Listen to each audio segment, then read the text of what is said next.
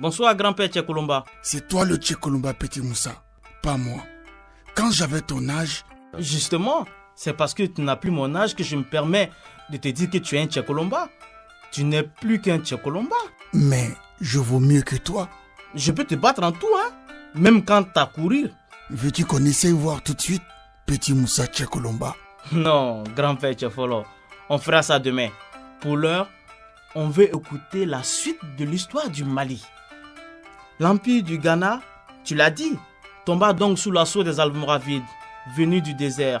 Celui du Mali prit la relève. Est-ce dire que l'empire du Mali est né des cendres de celui du Ghana, grand-père Tchefolo? Oui et non. Oui, parce qu'on a cru l'avoir enterré définitivement. Le peuple de ce pays est allé fonder son état ailleurs, dans une autre région. L'empire du Mali ne naquit donc pas immédiatement après l'effondrement du Ghana.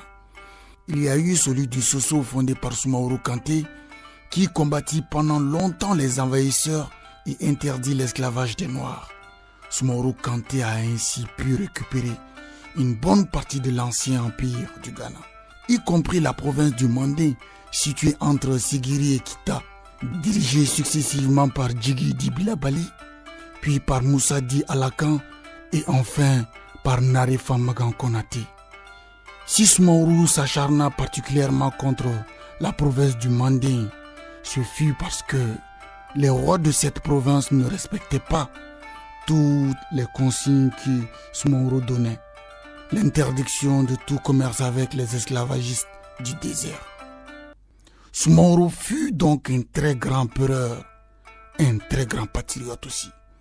Il fut vaincu par Soundiata Keita, un prince du Mandé, dans la célèbre bataille de Kirina. On y reviendra. C'est donc sur les ruines du Soso que fut fondé l'empire du Mali par Soundiata Keita. Grand-père Tchefolo, parle-nous de Soundiata Keita, un enfant perclus qui arrive à marcher puis à arracher un baobab et ensuite à vaincre le puissant Soumaoro Kanté n'est pas n'importe qui. Petit Moussa, comme je l'ai dit bien avant, le Mandé était un petit royaume sous la domination du Soso. Il était alors dirigé par Narefa Magan Konaté. Un chasseur devin, aujourd'hui qu'on appelle les Soma, aurait dit à Narefa Magan Konaté qu'il allait épouser une femme laide. Et cette femme laide allait lui donner un fils magnifique, un empereur au nom impérissable. Petit Moussa, cette fille dont avait parlé le chasseur devin n'était autre que Sogolon Koné. Et savez-vous qui était Sogolon Koné? Mes chers petits ignares calfeutrés. C'est la mère de Soundiata? Non, raté. Tu viens de dire tout à l'heure que Sogolon est la mère de Soundiata? Tu déconnes un peu, non, grand-père? C'est toi qui déconnes, Moussa. Avant de devenir la mère de Soundiata, Sogolon a été la fille de... Je vois. Dis-nous donc qui était Sogolon Koné avant de devenir la mère de Soundiata Keita. Malgré sa laideur, Sogolon Koné était une princesse. Elle était la fille du roi du pays de Do. Le pays de Do, aujourd'hui, correspond à la région de Ségou, du côté Tamani. Bakardjan Koné, dont vous avez entendu parler, Djili Baba Sissoko, est un des descendants de cette famille des rois de Do. Sogolon Koné est donc la fille du roi de Do. C'est elle qui donna la vie à Soundiata Keita.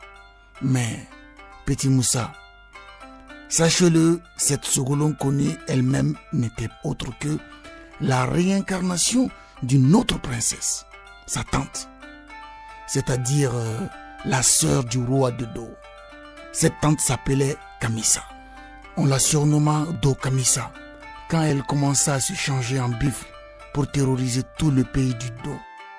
Sogolon Koné deviendra donc la deuxième femme de Narefa Magan Konaté. La première était Sassouma Berté.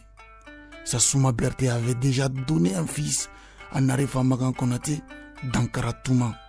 Plus tard, Sogolon Koné donna donc naissance à Soundiata Keita.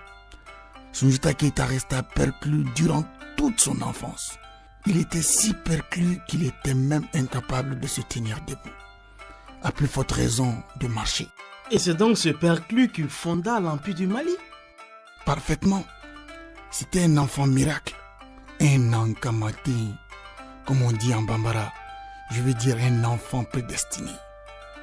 À la mort de Nari Famagan Konaté, Dankaran Touma prit le pouvoir, malgré la volonté de leur père qui voulait que ce fût plutôt Soundiata Keïta. Il obligea ce dernier et sa mère à s'exiler dans le même an. Il faut dire que Soundiata avait déjà marché. Il avait marché suite à un affront fait à sa mère par Sassouma Berté.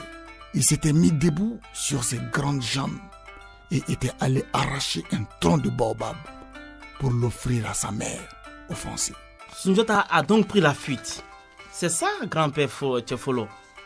Un grand héros qui prend la clé des champs comme un minable lapin? Non, petit Moussa. C'est plus compliqué que ça.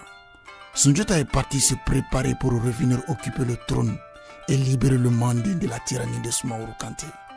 Il recula pour mieux sauter. Comme vous le dites aujourd'hui, ceux du Mandé eux-mêmes sont allés le chercher dans le pays Méma pour venir les délivrer de Soumaoro Kanté. Et il a réussi? Oui, il a réussi, mais pas tout seul. Petit Moussa, personne ne réussit tout seul dans la vie. Un seul doigt ne ramasse pas une pierre. Soundiata a réuni autour de lui plusieurs autres rois et princes, et même Fakoli Sissoko, le propre neveu de Soumaoro Kanté lui-même. Et après plusieurs échecs, cuisant à Kingan, Kolon, Batan, Kankinyan, l'armée de Soundiata a réussi à vaincre Soumaoro Kanté. Ce fut dans la célèbre et sanglante bataille de Kirina, en 1235. Soundiata fonda alors l'Empire du Mali. Il prit le nom de famille Keïta, c'est-à-dire celui qui a pris l'héritage. Ses descendants deviendront les Keïta. Soundiata reste l'un des souverains les plus célèbres du Mali.